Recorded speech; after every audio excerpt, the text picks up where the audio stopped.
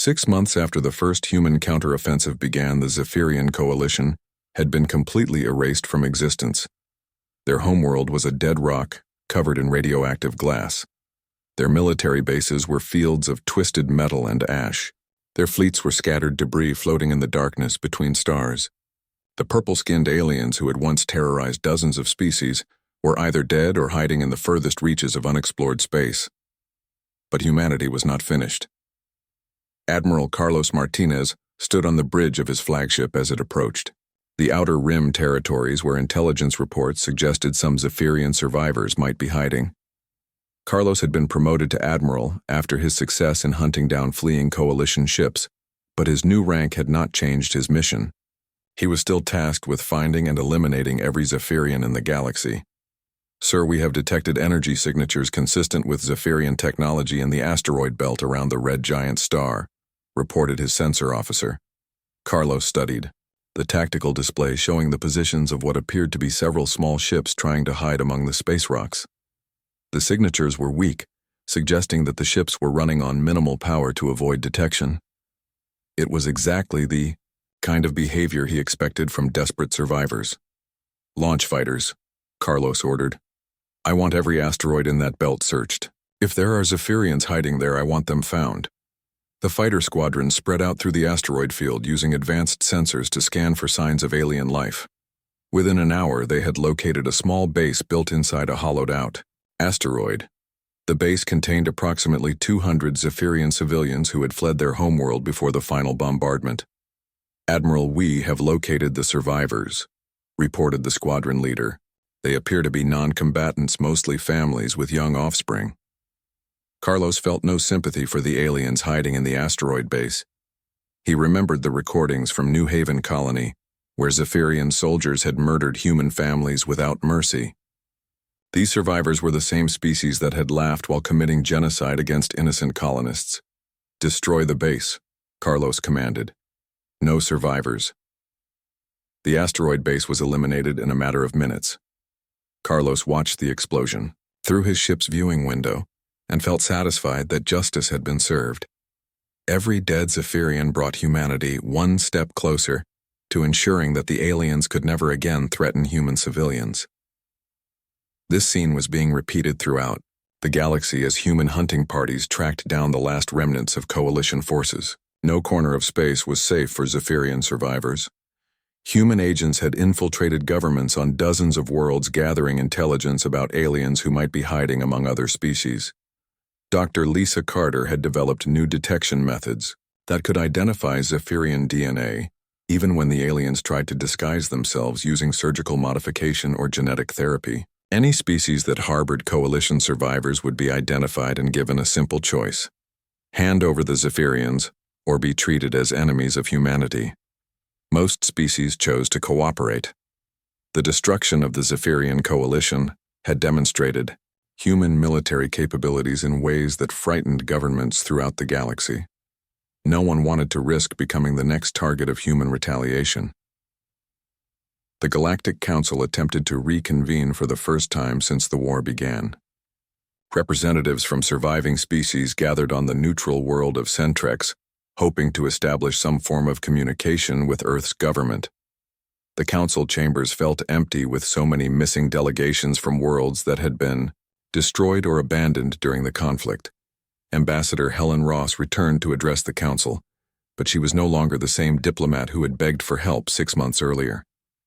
Helen wore the black uniform of Earth's new Galactic Relations Division and carried herself with the confidence of someone representing the most powerful military force in known space. The Galactic Council requests to know humanity's intentions regarding future relations with other species, said the Trilaxian representative in a voice that barely concealed his fear.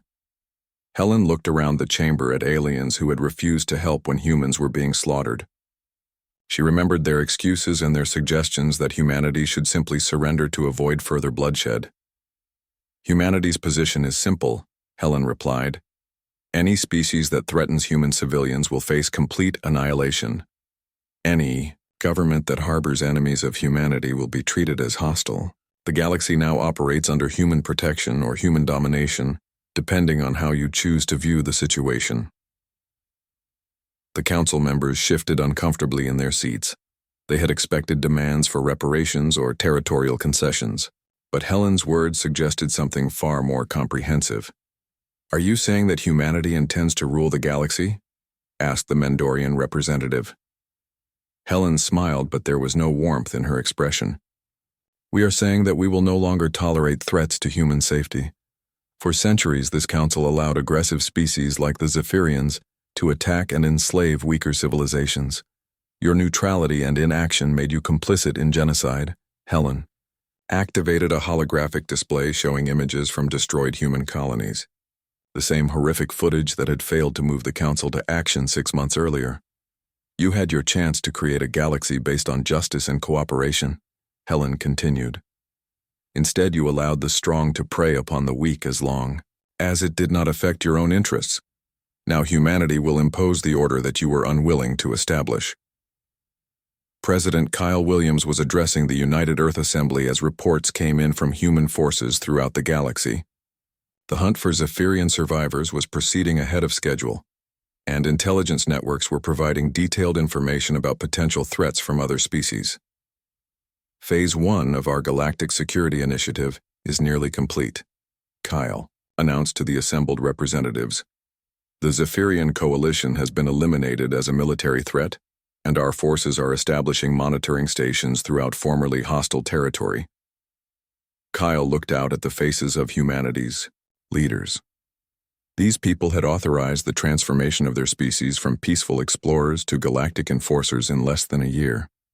The decision had been made in anger and grief, but Kyle knew it was the right choice for human survival.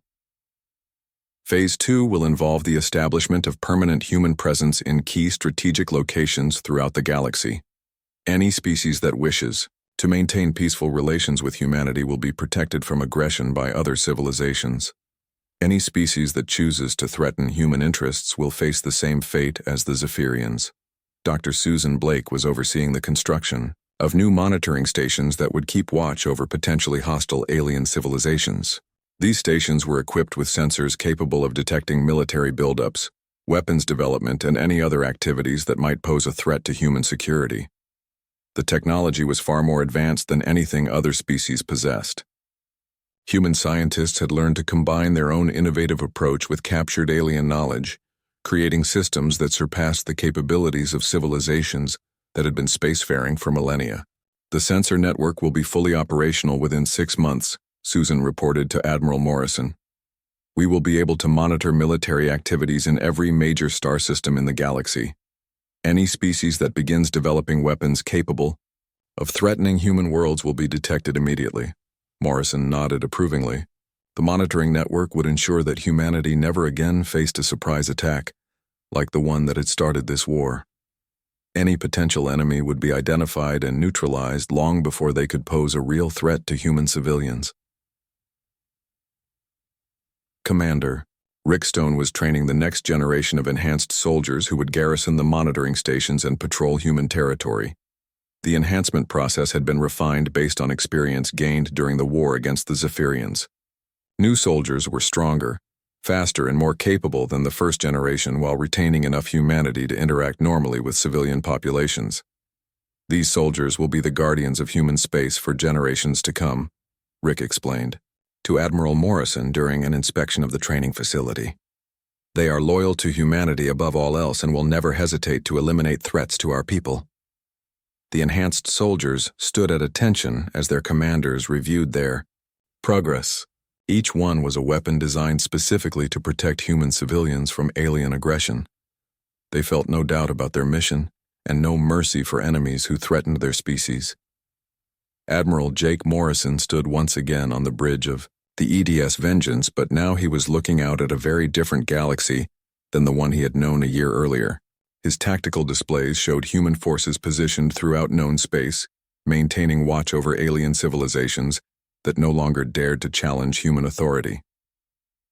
"Sir, long-range sensors show no hostile activity anywhere in our patrol sectors," reported his operations officer, Lieutenant Dan Cooper. "All monitored species appear to be maintaining peaceful activities." Morrison nodded. but remained alert. Peace in the galaxy had been purchased with Zephyrian blood and maintained through human strength. Admiral Vexithara stood in the command center of the Zephyrian flagship, watching holographic displays that showed their conquered territory. Vexithara was proud of how easily the coalition had crushed the human colonies.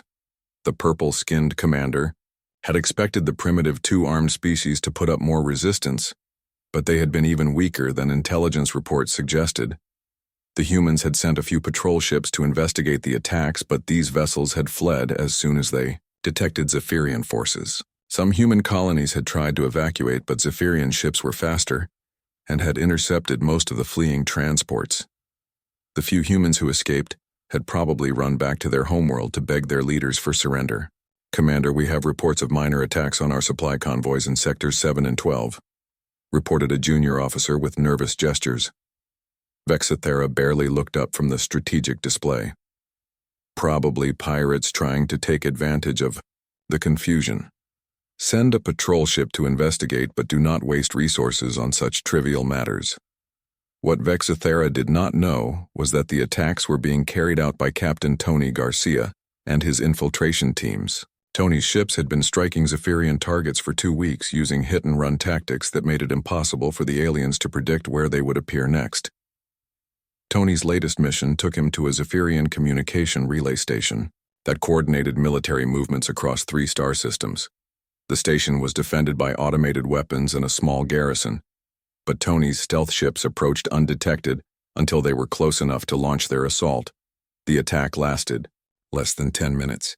Human fighters swarmed the station from multiple directions using new plasma weapons that Susan Blake's teams had developed. The weapons were based on captured Zephyrian technology, but human engineers had made them smaller, faster, and more accurate. Within minutes, the communication station was destroyed and its garrison was dead. Tony's ships disappeared back into the darkness of space before Zephyrian reinforcements could arrive. The aliens would not realize what they had lost until their military units started losing contact with each other. Meanwhile, Lieutenant Colonel Paul Hayes was leading the first major human ground offensive against a Zephyrian military base on a captured colony world.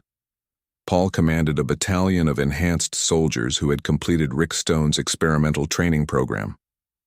These men and women were no longer entirely human, but they were exactly what humanity needed to fight alien invaders.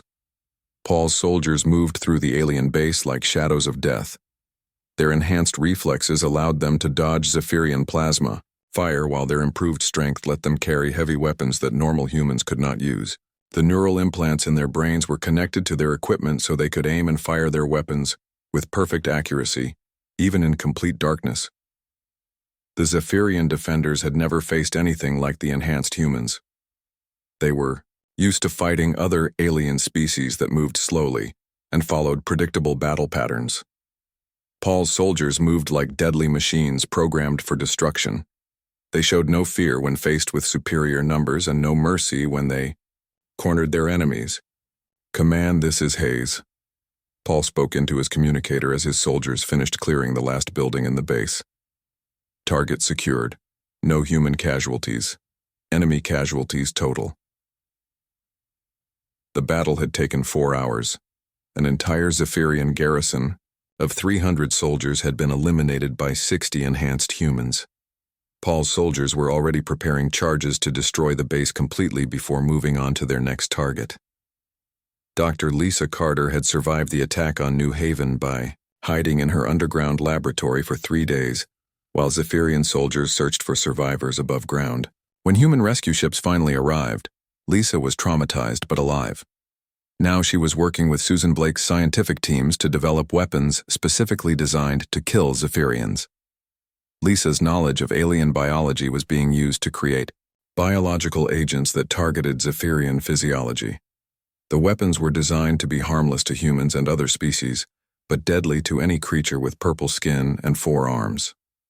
Lisa had mixed feelings about creating such horrible weapons, but she remembered the sounds of children screaming as Zephyrian soldiers murdered them for sport. "The nerve agent should be ready for deployment within the week," Lisa reported to Admiral Morrison.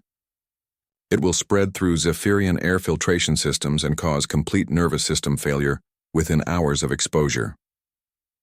Will it affect other alien species? No, sir. The agent is genetically coded to target only Zephyrian DNA sequences. It will be completely harmless to any other form of life. Admiral Morrison nodded approvingly. He felt no guilt about using biological weapons against enemies who had shown no mercy to human civilians. The Zephyrians had started this war by choosing to exterminate peaceful colonists. They would learn what happened when they forced humans to abandon civilized methods of warfare.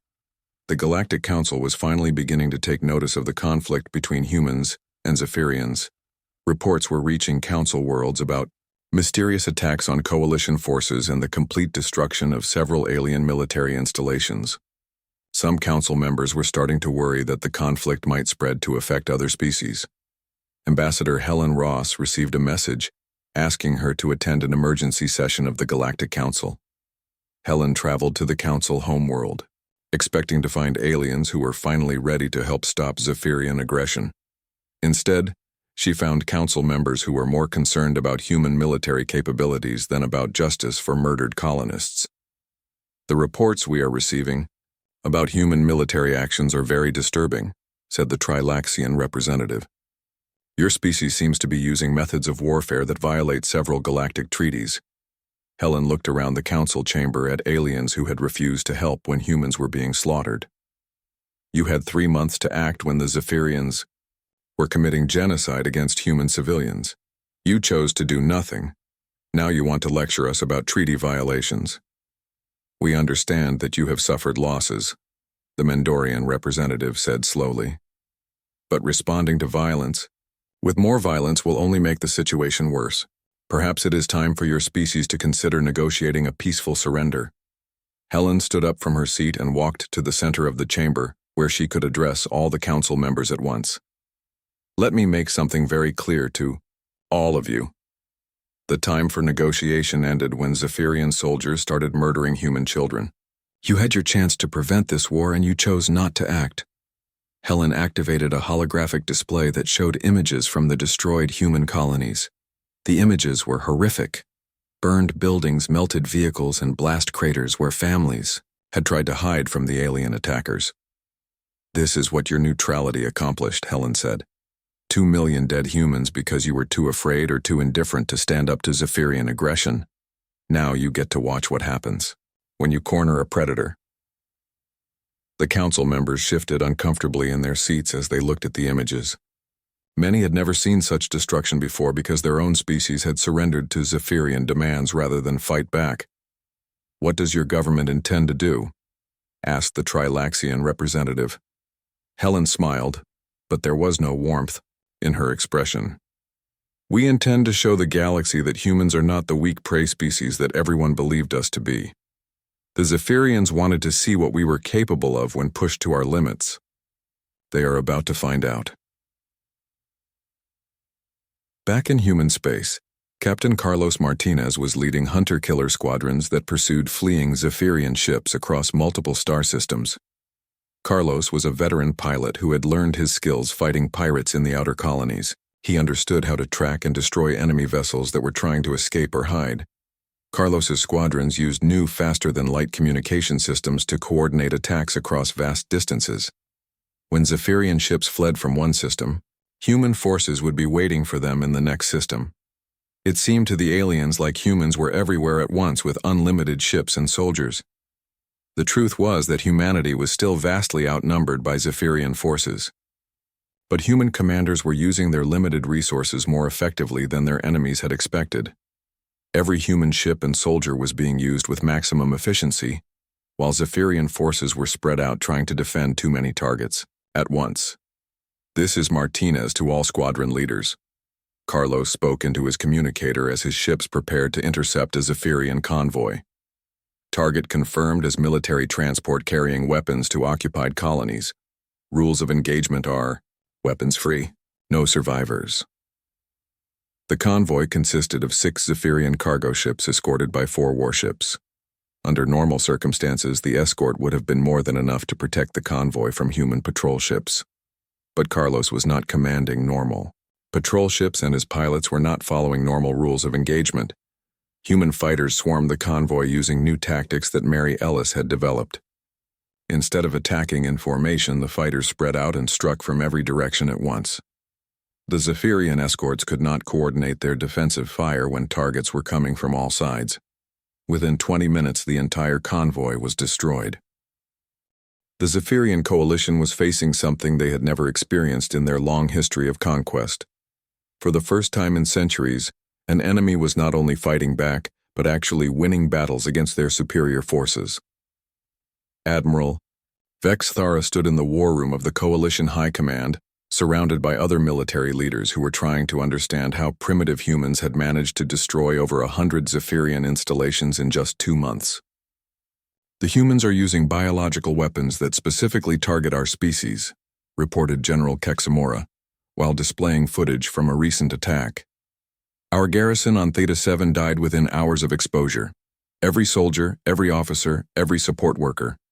The humans walked through our base wearing protective suits and executed any survivors they found." Vexathara studied the images with growing concern. The human soldiers in the footage moved with mechanical precision and showed no emotion as they systematically destroyed everything of value in the base.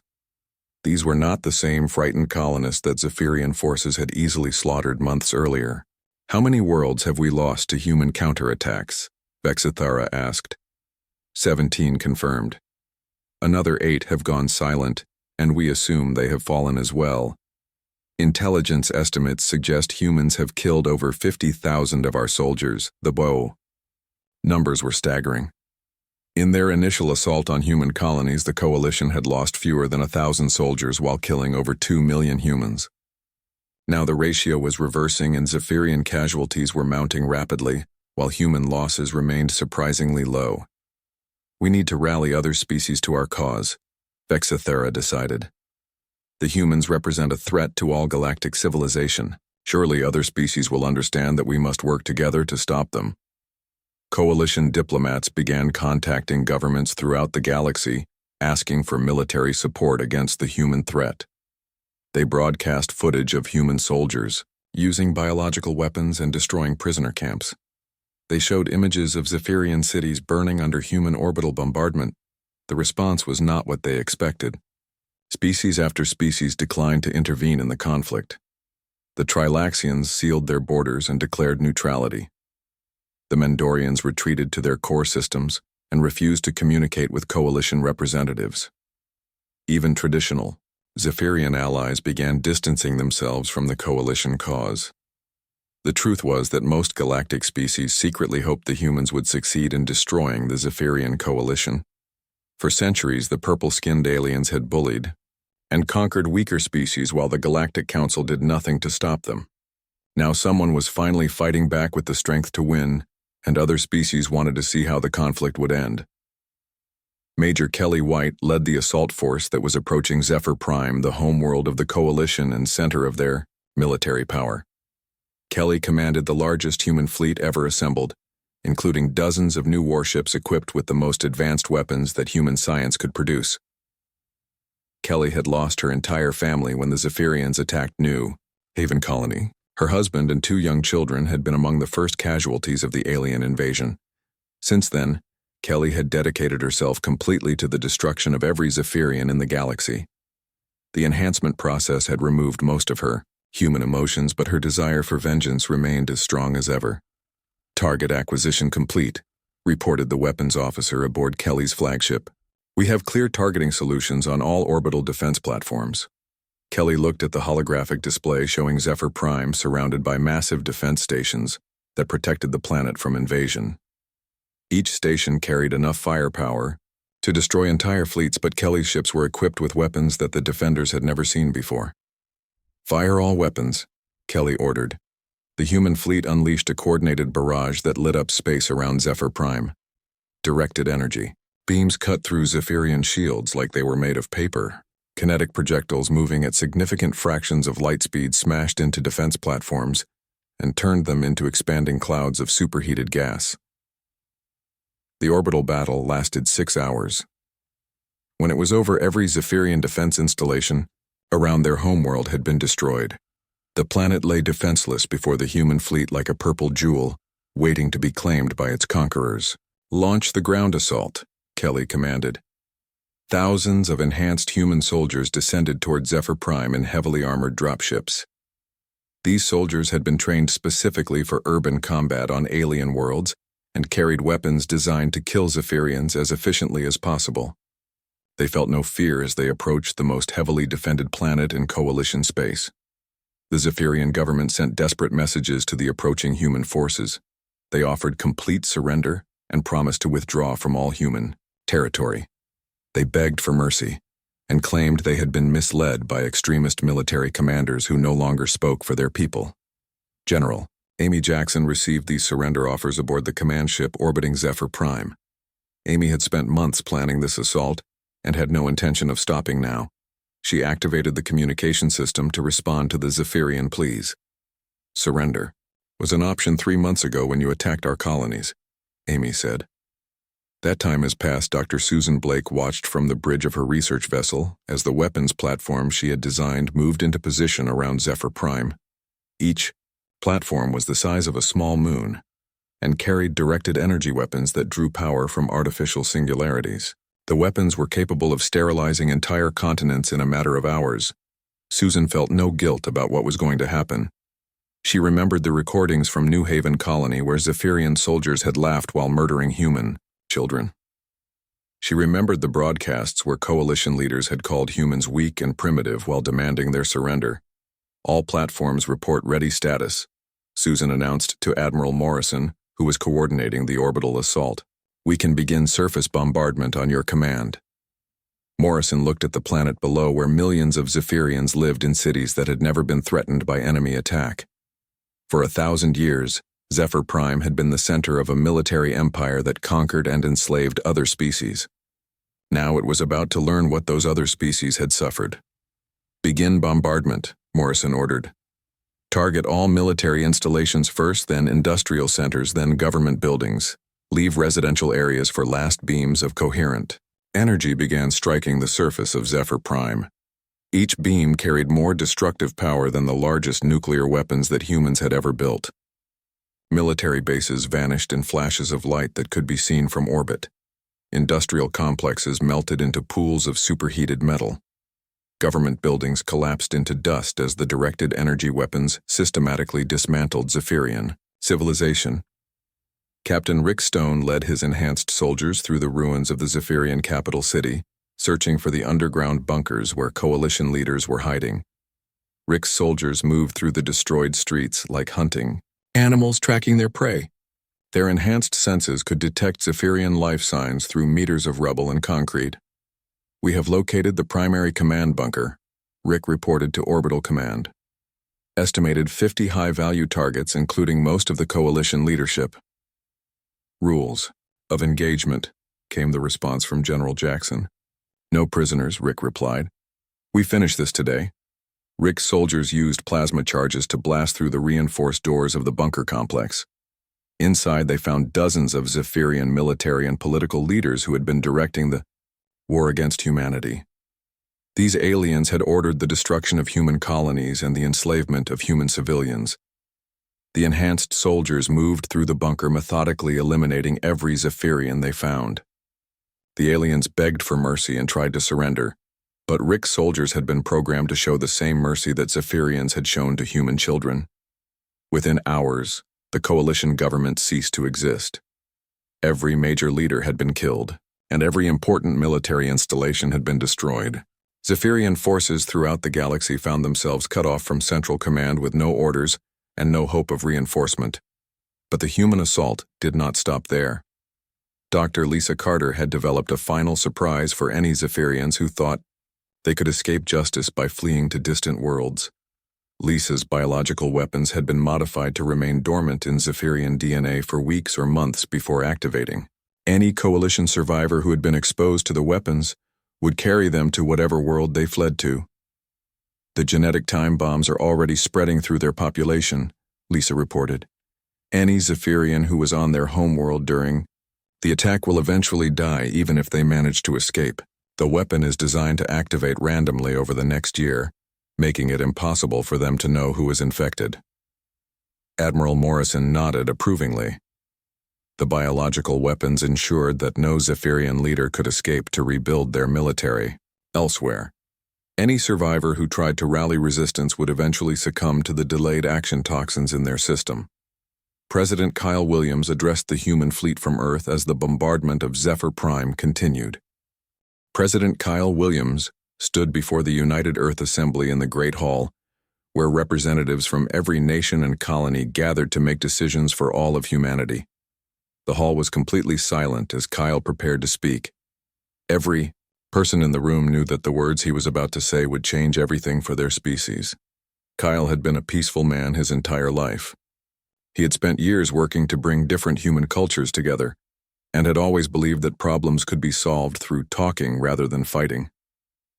The attack on the colonies had changed something deep inside him, though. When he spoke, his voice was cold and hard like steel. 3 days ago, alien invaders attacked our colonies without warning or provocation, Kyle said. They murdered over 2 million innocent civilians, including thousands of children. They took 500,000 more as slaves. They did this because they believed we were weak and would not fight back. Kyle paused and looked around the room at the faces of the representatives. Many of them had tears in their eyes. Some had family members in the attacked colonies. The aliens were wrong about us, Kyle continued. They wanted to see what humanity is capable of when pushed to the edge. They are about to find out. Within hours of Kyle's speech, every major industrial facility on Earth and the inner colonies began changing their production lines. Factories that had been making civilian goods started producing weapons and military equipment instead. The massive shipyards around Jupiter that normally built cargo vessels and passenger ships began working on warships designed with new technology that human engineers had been developing in secret. Dr. Susan Blake led teams of the smartest scientists that humanity had to offer. Susan was a brilliant woman who understood physics and engineering better than most people understood basic math. She had been working on experimental weapons projects for years, but had never been given permission to build them because they were considered too dangerous for peaceful use. Now Susan and her teams were given unlimited resources and told to build whatever they needed to fight the Zephyrians. They took apart captured alien technology piece by piece, studying every circuit and component. What they found surprised them. Zephyrian technology was advanced, but it was also old and predictable. The aliens had been using the same basic designs for hundreds of years without making major improvements. Human technology was different. Humans were always changing and improving their designs. They were not afraid to try new ideas, even if those ideas were dangerous or had never been tested before. Susan realized that human creativity and willingness to take risks could be turned into weapons that no alien species would expect. Commander Rick Stone was put in charge of training new soldiers for the war against the Zephyrians. Rick had been a Special Forces officer for 20 years and knew more about combat than most people knew about their own jobs. He understood that regular human soldiers would not be enough to fight aliens with superior technology and physical abilities. Rick began selecting volunteers for an experimental program that would enhance human soldiers using new medical technology. The process was dangerous and painful, but hundreds of people volunteered anyway. Many of them were survivors from the attacked colonies who had lost family members to the Zephyrian assault. The enhancement process took weeks to complete. Volunteers were given experimental drugs that increased their strength, speed, and reaction time. They received neural implants that connected their brains directly to their weapons and equipment. They underwent training that would have killed normal humans, but made the enhanced soldiers into something more dangerous than any alien warrior. The first enhanced soldiers to complete the program were tested against combat robots programmed with Zephyrian fighting techniques. The results were impressive. Human soldiers who had been enhanced could move faster and fight longer than any known alien species. They felt no fear and showed no mercy because the enhancement process had removed those emotions from their minds. Colonel Mary Ellis was given the job of developing new ways for human forces to fight against technologically superior enemies. Mary had studied every major war in human history and understood that winning was not always about having better weapons. Sometimes the side that won was the one that was willing to fight in ways their enemies did not expect. Mary created new battle plans based on deception, ambush, and psychological warfare. While alien species usually fought according to ancient codes of honor that limited their tactics, humans would use any method that gave them an advantage. They would pretend to retreat and then attack from unexpected directions. They would use captured enemy equipment to confuse and mislead Zephyrian forces. They would spread false information to make their enemies make mistakes. Captain Tony Garcia was chosen to lead the first human strike force into Zephyrian territory. Tony was a pilot who had spent years learning how to fly ships through dangerous asteroid fields and around black holes. He could navigate his vessel through spaces where other pilots would crash and die. Tony's mission was to infiltrate behind enemy lines using small, fast ships that were hard to detect. His ships were equipped with new stealth technology that Susan's teams had developed by studying how certain deep space creatures avoided being seen by predators. The technology made human ships nearly invisible to Zephyrian sensors. Tony and his pilots struck at Zephyrian supply convoys and communication stations. They would appear without warning, destroy their targets, and disappear before enemy reinforcements could arrive. The attacks were coordinated across dozens of star systems, making it seem like humans had far more ships than they actually possessed. Chief Engineer Rachel Brown was put in charge of humanity's most secret project. Rachel had designed some of the largest structures ever built by humans, including space stations that could house millions of people. Now she was designing something very different. Hidden in remote asteroid fields far from any inhabited system, Rachel's teams were building massive weapons platforms. These stations were larger than most cities and carried directed energy weapons that could destroy entire planets. The weapons drew power from specially designed reactors that generated more energy than most stars. The construction work had to be done in complete secrecy. Any alien species that discovered what humans were building would immediately unite against them. Rachel used automated construction robots that worked without any alien oversight. Materials were transported through hidden routes that avoided all known shipping lanes.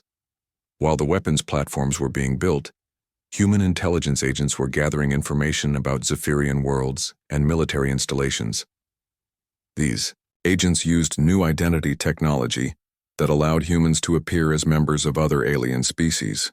They infiltrated Zephyrian society and learned about their culture, military organization, and weaknesses. What the agents discovered was disturbing but also useful. Zephyrian society was built around the idea that they were superior to all other species. They believed that their purple skin and forearms made them naturally better warriors than any two-armed species. This arrogance made them careless because they never expected inferior species to pose a real threat. The Zephyrians had also made enemies of many other alien species over the centuries. They had conquered or destroyed dozens of civilizations, and had very few allies in the galaxy. Most species either feared them or hated them, but none were strong enough to fight back. This gave human planners an advantage. If humanity could prove that Zephyrians could be beaten, other species might be willing to help or at least stay neutral. The key was to make the first human victories so devastating that they would shock the entire galaxy. Back on Earth, President Kyle Williams met with his military commanders to review the progress of their preparations. In just a few weeks, humanity had transformed from a peaceful species focused on exploration and trade into a war machine dedicated to the complete destruction of their enemies. "How long before we are ready to begin our counterattack?" Kyle asked. Admiral Jake Morrison looked at the reports from various military divisions. "Our enhanced soldiers will be ready in another 2 weeks. The first wave of new warships will be completed around the same time. Captain Garcia's infiltration teams are already behind enemy lines gathering intelligence. And the special weapons platforms. Chief Brown estimates another month before the first platform is operational. We will have 6 platforms ready within 3 months, Kyle nodded. 3 months seemed like a long time when human colonies were still under attack, but he understood that preparation was crucial. When humanity finally struck back, it had to be with such overwhelming force that the Zephyrians would never recover. "Make sure every department understands their priorities," Kyle said. "We get one chance to surprise our enemies. If we fail, the human species may not survive." Kyle looked out the window at the city below where millions of people were working day and night to build the tools of war. Children who should have been playing were instead helping in factories. Elderly people who should have been resting were working alongside young adults to meet production quotas.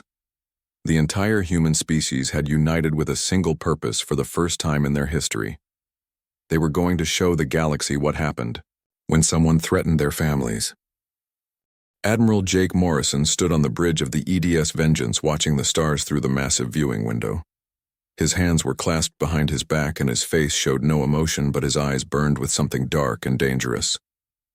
The communication officer turned toward him with a pale face and trembling hands. "Sir, we have another report from the outer colonies," the young officer said. His voice cracked as he spoke. "New Haven colony has gone completely silent. That makes 7 colonies in 3 days." Jake nodded slowly but said nothing. He had been expecting this news, but it still hit him like a physical blow to his chest. New Haven was home to over 300,000 people, including many families with young children. The silence from the colony meant only one thing, and everyone on the bridge knew it. Dr. Lisa Carter had been on New Haven when the attacks began. She was a scientist who studied alien life forms and had been researching some rare crystals found on the planet.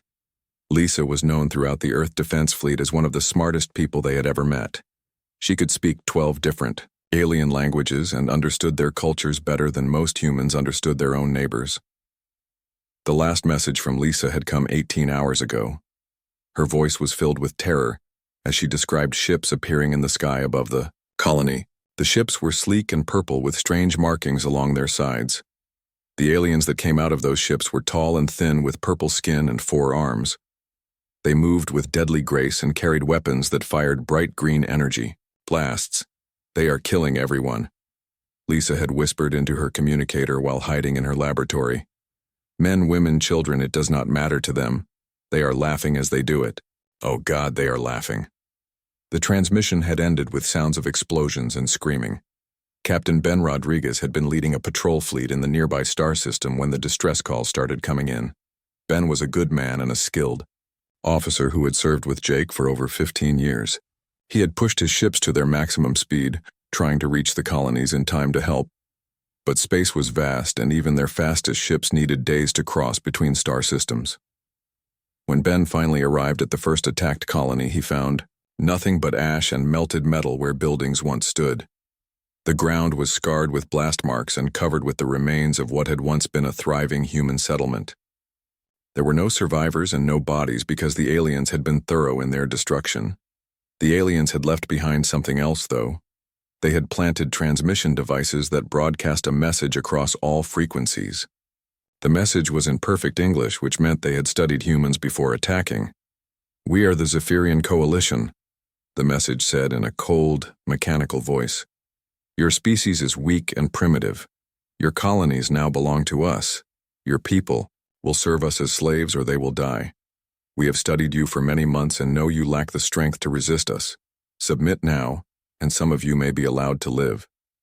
Jake had listened to that message dozens of times. Each time he heard it, his anger grew stronger and colder. The Zephyrians had made a mistake, though. They thought they understood humans, but they had only seen the peaceful side of human nature. They had watched human diplomats trying to make friends with alien species and human scientists, sharing knowledge freely with anyone who asked. They had seen human merchants trading fairly, and human explorers mapping new worlds with care not to disturb native life. What the Zephyrians had not seen was what humans became when their families were threatened. The Galactic Council had been contacted immediately after the first attacks. The council was made up of representatives from dozens of alien species, including the careful Trilaxians and the slow-moving Mendorians. These aliens had been traveling between stars for thousands of years, while humans had only been in space for a few hundred years. Ambassador Helen Ross had presented Earth's case to the council. She had shown them evidence of the unprovoked attacks and the murder of innocent civilians. She had asked for help in stopping the Zephyrian aggression and protecting the remaining human colonies. The council had listened politely, and then told her that they could not interfere in conflicts between younger species. They said it was regrettable that humans were suffering, but it was not their responsibility to protect every new species that emerged into galactic civilization. Some of the council members had even suggested that humans should simply surrender to avoid further bloodshed. Helen had returned to Earth with empty hands and bitter news. Humanity was alone in the galaxy, and their enemies knew it. Jake turned away from the viewing window and walked to the command center where his senior officers were waiting. General Amy Jackson was there along with several other military leaders. Amy was a tough woman who had spent her entire career preparing Earth's defenses against exactly this kind of situation. She had warned for years that humanity needed to be ready for hostile contact with alien species, but many politicians had ignored her warnings. "How many colonies have we lost?" Jake asked, though he already knew the answer would be bad. 7 confirmed destroyed, Amy replied. 3 more have gone silent in the last few hours.